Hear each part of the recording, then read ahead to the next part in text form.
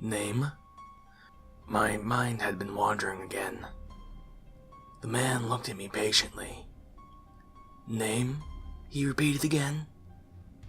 Edwin, I replied. Edwin Stroud. The man pursed his lips slightly as he checked the papers in front of him. Occupation? He asked. Musician, I replied. His voice looked up from the papers. Sorry? He said. Musician, I repeated, smiling innocently. Musician, the man replied, patronizing. Maybe just a bit. I was finding it a bit difficult to concentrate. Well, Mr. Stroud, why don't you tell me about your music? The man was definitely patronizing me now. I wasn't sure why.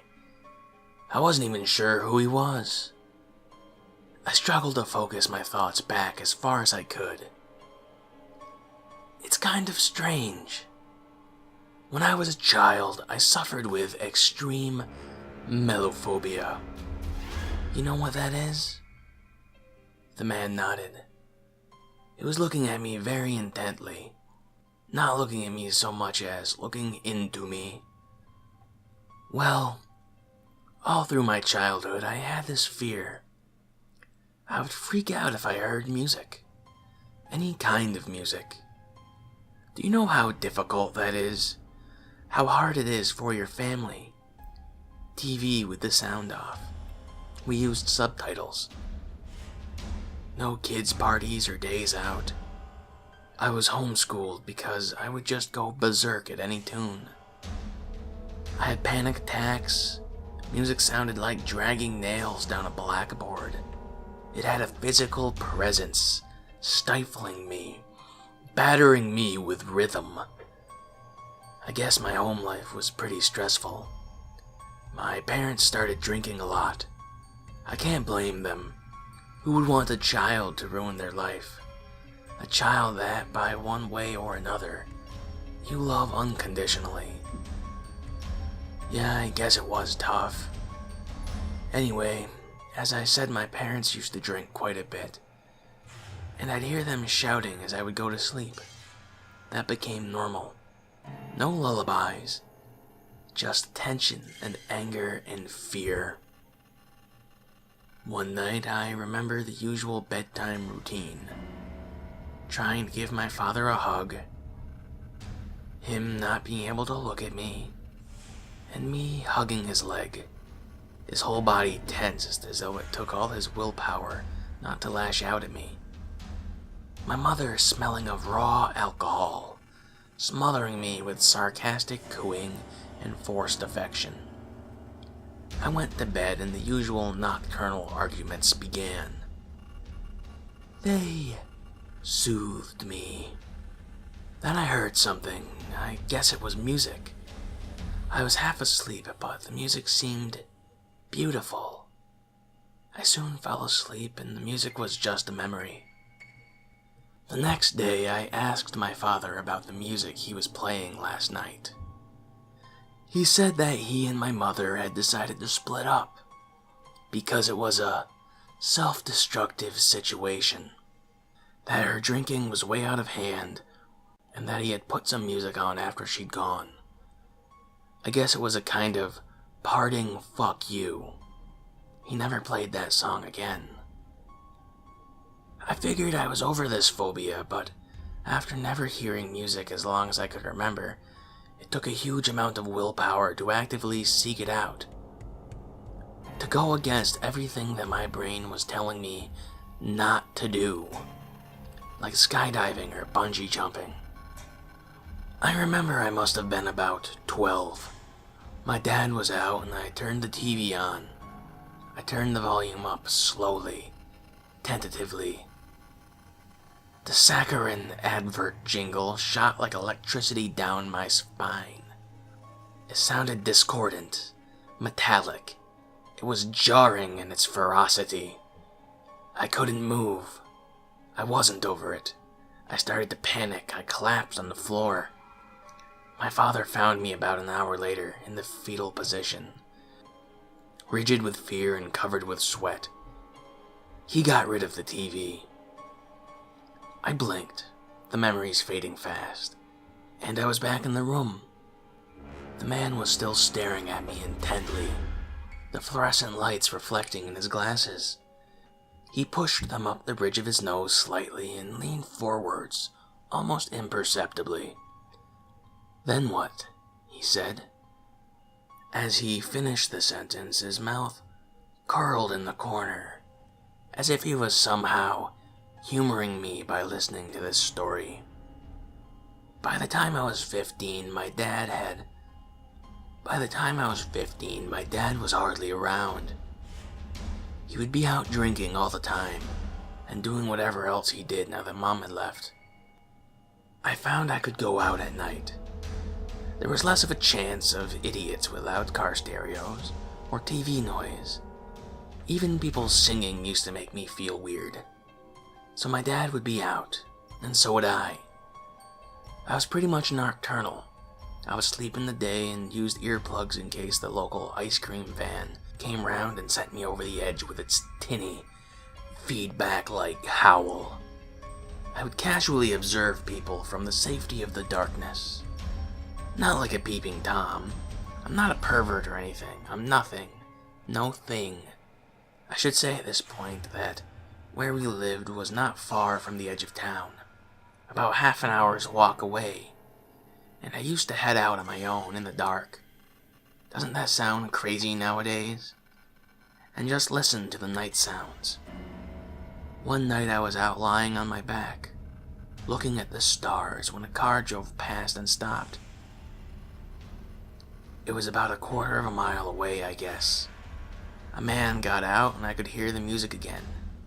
It was sublime. I wept. The melodies were incredible. The car drove off, but the singing remained. I walked towards where the car had been, but the music had stopped. I was alone in the silence again. I decided to carry a tape recorder with me, just in case I heard it again. I mean, I couldn't listen to most music, but this was somehow different. It didn't terrify or smother. It comforted. It soared. I had to find it again. It was a few months later. I was heading out on my usual nighttime walk when I heard it again. It was somehow different than before, quieter too, but still good. I took my tape recorder out and hit record, hoping it wasn't too low to register on the rubbish-built mic.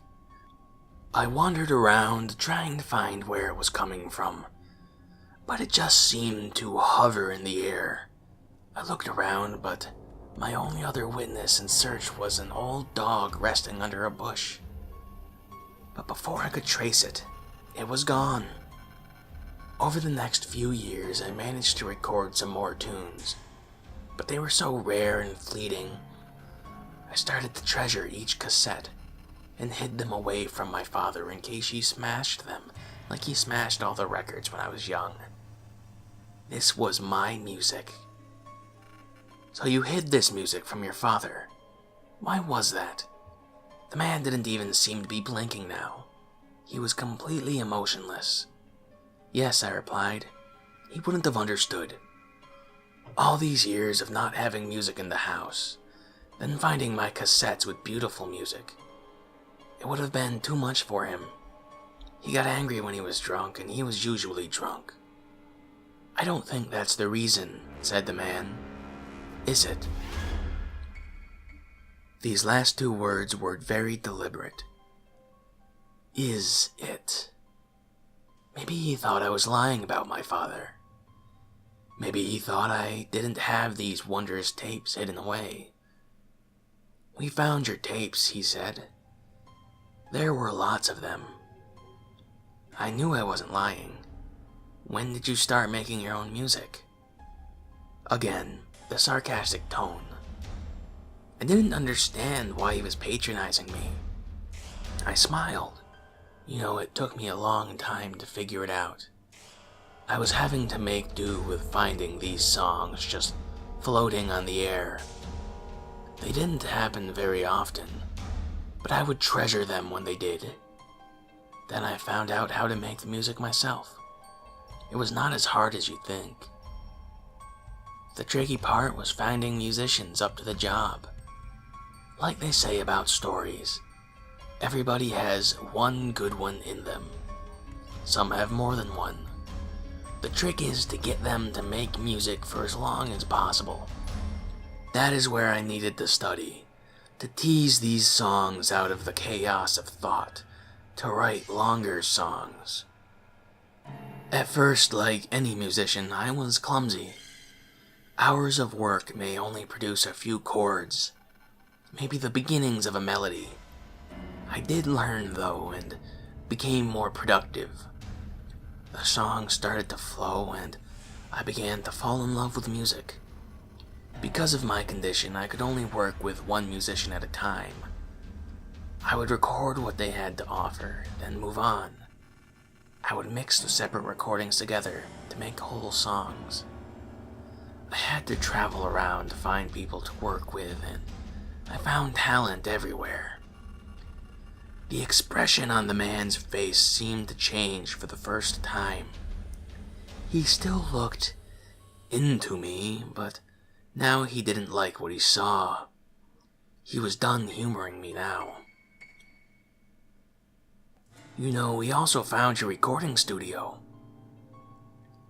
The statement seemed to hang there, unfinished. Was he waiting for me to add something? Really? Impressive, isn't it? I smiled again, hoping to diffuse the tension that was quickly rising in the atmosphere. You were certainly busy, the man replied through gritted teeth. For the record, I am showing Mr. Stroud the photos we took at his recording studio. The man spoke into a tape recorder just like mine. He placed one photo after another on the table in front of me, all taken in a darkened, filthy room. In the middle of the room was a sturdy wooden chair, with leather straps hanging from the arms and legs. There was a dark patch on the floor. A microphone hung about head height in front of the chair. One photo of a small tin containing teeth of various sizes. One photo of a severed finger. One of a metal table with various tools. One of a tape recorder. And now, the musicians, he said. The photos were falling faster on the table now, as though the man didn't want to even touch them, in case he was somehow tainted by them. Photos of bloodied bodies, people of all ages, brutalized beyond recognition. The poor bastard, he said, as he threw the last photo down. This poor soul lasted for 3 days after we found him. He died the day we got to you. Ah, yes, he was very resilient, I replied. I had a week's worth of music from him. I smiled again. The man looked at me and I could see his jaw tense. Take him away, he said. 2 large men walked in through the door and hoisted me to my feet. It's such wonderful music, I said. Beautiful, beautiful music. I was dragged down the corridor back to my room. I fell asleep to the sound of music drifting down the corridors. Hey guys, it's Sir Pent. I'd like to thank you all for listening. It was a good story. I enjoyed reading it, and I hope you guys liked it too. Now, I know creepypastas are a bit different from the normal no sleep stories and let's not meet stories that I normally read, but you know, I thought it'd be fun. I really like creepypastas. Creepypastas are cool. You know, the good ones are. It's been a while since I read a good one, so I thought I'd give it a shot. If you guys have any suggestions of other good ones, so that I don't have to do so much footwork, I appreciate you just leaving it in the comments, telling me the name, and I'll Google it myself, and I'll try and find it. So I guess I'll just see you guys in the next video. Keep it spooky.